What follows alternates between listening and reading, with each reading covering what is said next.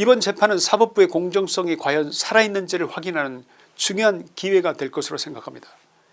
지기현 판사의 재판에서조차 만약 법치주의가 무너지고 정치적 판단이 개입된다면 대한민국의 법과 질서는 그야말로 돌이킬 수 없는 위기에 처할 것이며 사법부 자체가 역사상 처음으로 전 국민적 저항에 직면하게 되지 않을까 조심스럽게 예측해 봅니다. 우리 국민들은 대한민국의 법치가 다시 살아날 수 있을지 지기현 판사를 주목하고 있습니다. 지기현 판사의 판결은 대한민국의 사법부가 정치적 도구가 될 것이냐 아니면 법과 원칙을 소화하는 마지막 보루가 되어줄 것이냐 그것을 결정하는 순간이 될 것입니다.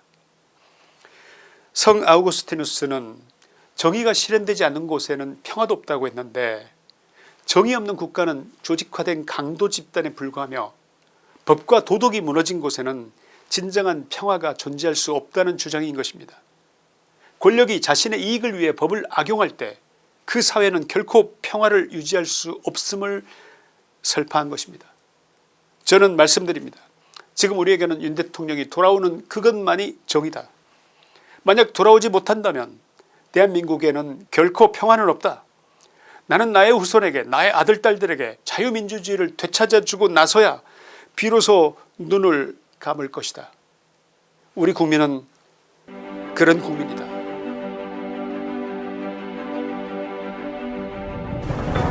존 락크 영국의 철학자이자 정치사상가로 근대 자유주의와 사회개혁론의 기초를 확립한 인물로 알려져 있습니다.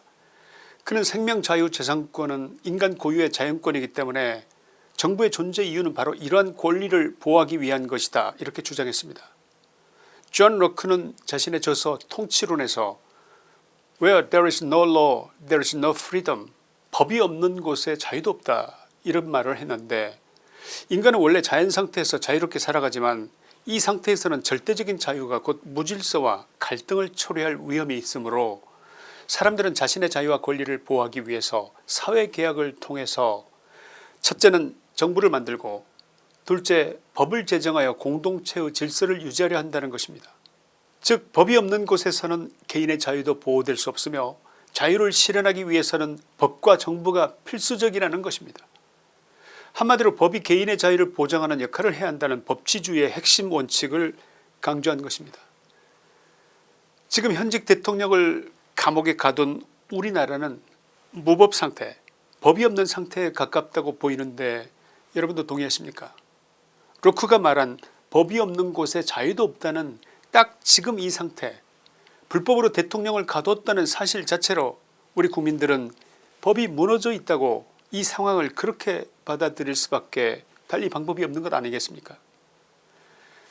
공수처와 경찰과 검찰 그리고 법원을 움직여서 대통령을 잡아가두고 온 국민을 카톡 검열해서 고발하겠다고 협박을 일삼는 자칭 미래 권력인 민주당, 대통령이 아직 엄연히 존재하는데도 이미 노골적으로 중국과 같은 통제사회를 시도하고 있는 민주당에 대해서 많은 국민들은 섬뜩한 느낌을 넘어서 공포감마저 갖고 있다고 생각하는데 혹시 저의 발언이 너무 오버하고 있다면 여러분이 지적해 주시기 바랍니다. 어떻게 생각하십니까? 록크가 말한 인간의 생명, 재산, 자유권을 지키기 위해서 정부가 존재해야 하는데 도둑의 손에 강도의 손에 법이라는 칼이 쥐어져 있는 겁니다. 법을 도구로 삼아 저들의 사회주의 혁명을 완성하겠다는 그 폭주의 현장을 지금 보고 있는 것 같다 이 말씀을 드리는 것입니다. 그러나 저들이 뭐라고 우기든 간에 MBC, KBS, JTBC 등이야 내놓은 자식과 같은데 그렇다 치더라도 우파신문이라는 조선중앙동아일보가 우리 국민들을 지금까지 어떻게 가스라이팅 해왔든 이제는 적어도 50% 이상의 국민들이 그들의 혁명 도구는 좌파 판사들을 동원한 반헌법적 판결이라는 점을 알아버린 것입니다. 어쩌다 대한민국이 이렇게 법이 무너진 무법천지가 된 것입니까? 어쩌다 민주당이 우리 국민 한 사람 한 사람의 카톡까지도 검열하겠다고 날뛰는 홍위병 시대가 된 것입니까?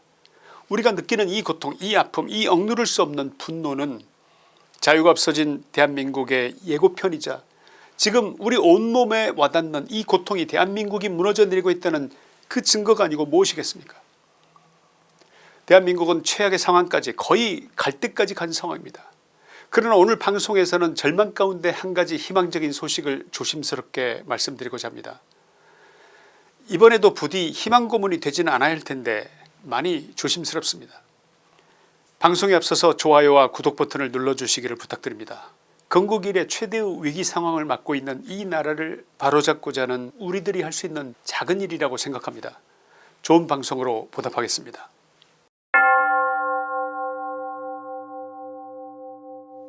윤석열 대통령의 내란 혐의 사건이 서울중앙지방법원 형사합의 25부 지귀현 부장판사에게 배당되었다는 소식은 우리 우파 국민들에게 일말의 희망이 되고 있습니다. 이번 사태를 통해서 우리 국민은 세상에 법관이 저럴 수 있다고? 이게 믿어져? 많은 사람들이 자신의 귀와 눈을 의심했던 것은 다름 아닌 법조인이라는 자들이 판사 출신의 공수처장이라는 자가 사법지법 우리법연구회 출신 판사들이 직접 법이라는 성스러워야 할 도구를 대통령에 대한 일방적 폭력, 불법적 폭력으로 행사했다는 것입니다. 이 억울함과 분노와 눈물이 앞을 가리지만 우리 국민들은 법원 어딘가에 공정하고 정의로운 판사 한 분쯤은 계시지 않을까. 이것이 우리 온 국민의 기도의 제목이 된 것입니다. 공정한 판사를 기대하는 것보다 최소한 악명 높은 우리법연구회 출신의 좌파 판사만이라도 만나지 않았으면 하는 것이 기독교나 불교를 떠나서 유신론과 무신론을 떠나서 우리 자유우파 온 국민들의 기도 제목이요 염원이 되었다 이 말입니다. 이번 윤 대통령 담당 지귀현 판사는 과연 어떤 법관일까요? 그의 스펙을 통해서 간접적이나마 법관으로서의 소신과 철학이 어떤 분인지, 그에게 어떤 일말의 가능성이라도 기대할 수 있을지 그것이 궁금하지 않으십니까? 지귀현 판사는 서울 개포고등학교와 서울대학교 법학과를 졸업한 후 1999년 제41회 사법시험에 합격했습니다. 2005년 인천지방법원에서 판사 생활을 시작했습니다. 우선 제일 먼저 이분은 적어도 우리법연구회 출신 판사가 아니라는 점 때문에 안심이 됩니다. 그리고 특히 다른 판사들과는 좀 다른 경력도 눈에 띕니다. 평판사 시절이든 2015년과 부장판사 시절이든 2020년 총 2번에 걸쳐서 6년 동안 대법원 재판연구관을 역임한 경력이 있다는 점입니다. 그래서 지 판사는 법률 지식과 재판 능력을 두루 갖춘 법관일 가능성, 그리고 이 긴 시간의 연구 경력으로 미루어 수많은 사건들을 연구하면서 법리연구와 판례 해석 능력을 체계화시킨 진정한 실력을 갖춘 법관일 가능성이 높다는 기대감이 있습니다. 그래서 그의 판결이 어쩌면 기존의 좌편향적인 판사들과는 다른 오직 법치에만 충실한 판결을 할 가능성이 있지 않겠나 하는 합리적인 추측을 하게 되는 것입니다. 게다가 재판 실무뿐만 아니라 동료 선후배 법관들과의 의견 조율에도 능하고 인간관계도 두루 괜찮아서 법원 내부에서도 신망이 두텁다는 평도 들립니다. 문제는 윤 대통령의 판결과 관련해서 과연 지 판사가 공정한 판결을 할 것이냐, 이것이 주된 관심사일 텐데, 지금까지 지귀현 판사가 맡은 주요 사건들을 그가 어떻게 판결했는지 살펴본다면 향후 윤 대통령에 대한 재판에 임하는 그의 자세를 간접적이나마 엿볼 수 있지 않을까 하는 생각입니다. 첫째, 지 판사는 북한 체제를 찬양하는 온라인 카페 운영 및 김정일 국방위원장의 사망 당시 온라인 추모 분향소를 개설하는 등의 혐의로 기소된 피고인에게 국가보안법 위반 혐의로 징역 1년 자격정지 1년 집행유예 2년을 선고한 바 있습니다. 이는 국가안보 관련된 사건이나 안보를 위협하는 사안에 대해서만큼은 엄격한 법치의 칼을 들이댄 지 판사의 성향을 읽을 수 있다고 보입니다. 이는 지 판사가 정치적 고려보다는 법리적 판단에 기반하여 판결을 내렸다고 볼 수 있는 대단히 희망적인 부분이라고 할 것입니다. 둘째, 그는 통합진보당 경기지역 시의원들이 국회의원 비례대표 경선에서 타인의 인증번호를 도용한 온라인 투표 조작 사건에서도 업무 방해 혐의를 인정하면서 징역 4개월 집행유예 1년 사회봉사 80시간을 선고했던 바 있습니다. 이분은 정치적 사건에서도 특정 이념이나 정치적 흐름에 휘둘리지 않고 법리적 판단을 중심으로 판결하는 분이라는 것을 알 수 있습니다.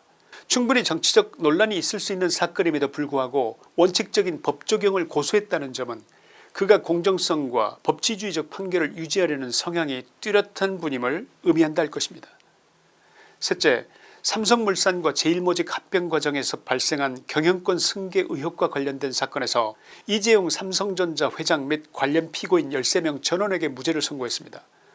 이 판결은 법적 근거가 불충분할 경우 여론이나 정치적 압력에 영향을 받지 않고 독립적으로 판결하는 성향을 보여줬다고 평가할 수 있습니다.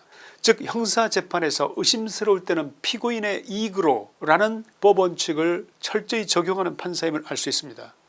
매우 희망적인 측면이라고 생각됩니다. 넷째, 그는 마약류 관리법 위반 혐의로 기소된 배우 유아인에게 징역 1년 벌금 200만원 약물 재활 프로그램 80시간 추징금 154만원을 선고하면서 법정 구속했습니다. 이는 유명 연예인이라 하더라도 사법적 특혜를 인정하지 않고 모든 사람은 법 앞에서 평등하다는 원칙을 고수하는 판사임을 보여줍니다. 대중적 관심이 높은 사건에서도 법리적 판단을 중심으로 엄격하게 판결하는 성향이 강하다, 이렇게 평가할 수 있을 것입니다. 여러분은 지판사가 어떤 분으로 보이십니까? 지금까지 우리가 학을 뗀 우리법연구의 카르텔 판사들하고 뭔가 격이 달라 보이지 않으십니까? 일단 우리가 지기현 판사에게 기대해 볼 수 있는 최소한의 것은 윤 대통령의 보석이나 구속 집행정지고, 만약에 더 큰 것을 바란다면 구속적부심을 통한 구속의 취소일 것입니다. 일단 최소한 보석에 관한 결정만은 지기현 판사의 성향으로 볼 때 받아들일 가능성이 충분하지 않을까.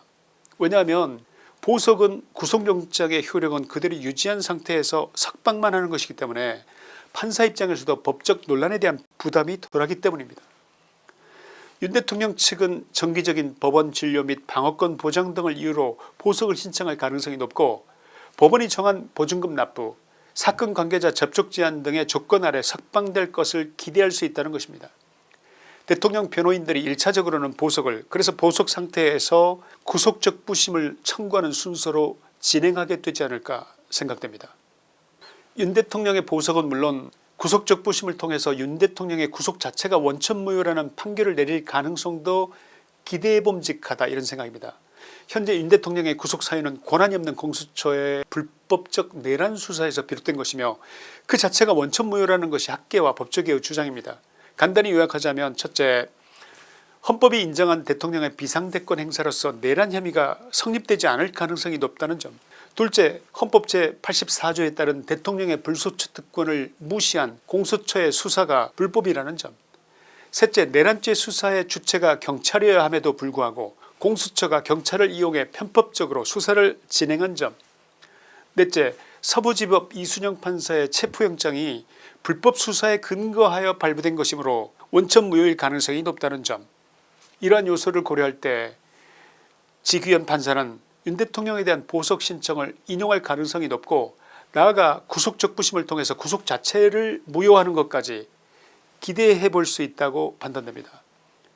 원칙적으로 대통령이 도주의 우려가 있는 것도 아니고 이미 공수처가 증거를 다 갖추었다고 주장하고 있기 때문에 주장대로라면 증거인멸에 염려도 없는데 보석을 해주지 않을 이유가 없는 것이고, 사실상 불구속 상태에서 수사를 받도록 구속적부심에서 대통령 변호인의 손을 들어줄 가능성을 기대해봄직하다, 이런 말씀을 드리는 것입니다. 요약하고 정리해서 말씀을 드리자면, 현재 대통령의 구속 상황은 공수처의 불법적 내란 수사여서 원인무효, 검찰은 이 수사를 받아서 한자도 보태지 않고 전혀 보완 수사 없이 구속 기소했기 때문에 이 불법 수사에 근거한 구속 기소도 원인무효, 최초 불법행위 자체가 출발점이기 때문에 대통령의 체포 및 구속 전체가 원인무효가 될 수 있다는 것입니다. 이 점이 법원으로 하여금 공소 취소할 만한 충분한 사유가 될 수 있다는 것이 상당수 법조계 인사들의 시각으로, 이번 윤 대통령의 구속적부심에 이러한 점이 반영되어야 하고 또 반영될 가능성이 높다는 것입니다. 결론입니다. 지금 전국이 들썩이는 원인이 어디에 있다고 생각하십니까? 사법부의 신뢰가 무너진 데서 그 원인을 찾아야 하지 않겠습니까? 이번 재판은 사법부의 공정성이 과연 살아있는지를 확인하는 중요한 기회가 될 것으로 생각합니다. 지기현 판사의 재판에서조차 만약 법치주의가 무너지고 정치적 판단이 개입된다면 대한민국의 법과 질서는 그야말로 돌이킬 수 없는 위기에 처할 것이며, 사법부 자체가 역사상 처음으로 전 국민적 저항에 직면하게 되지 않을까 조심스럽게 예측해 봅니다. 우리 국민들은 대한민국의 법치가 다시 살아날 수 있을지 지기현 판사를 주목하고 있습니다. 지기현 판사의 판결은 대한민국의 사법부가 정치적 도구가 될 것이냐, 아니면 법과 원칙을 소화하는 마지막 보루가 되어줄 것이냐, 그것을 결정하는 순간이 될 것입니다. 성 아우구스티누스는 정의가 실현되지 않는 곳에는 평화도 없다고 했는데, 정의 없는 국가는 조직화된 강도 집단에 불과하며 법과 도덕이 무너진 곳에는 진정한 평화가 존재할 수 없다는 주장인 것입니다. 권력이 자신의 이익을 위해 법을 악용할 때 그 사회는 결코 평화를 유지할 수 없음을 설파한 것입니다. 저는 말씀드립니다. 지금 우리에게는 윤 대통령이 돌아오는 그것만이 정의다. 만약 돌아오지 못한다면 대한민국에는 결코 평화는 없다. 나는 나의 후손에게, 나의 아들 딸들에게 자유민주주의를 되찾아주고 나서야 비로소 눈을 감을 것이다. 우리 국민은 그런 국민이다. 이 말씀을 드립니다. 김천의 시사이다였습니다. 감사합니다.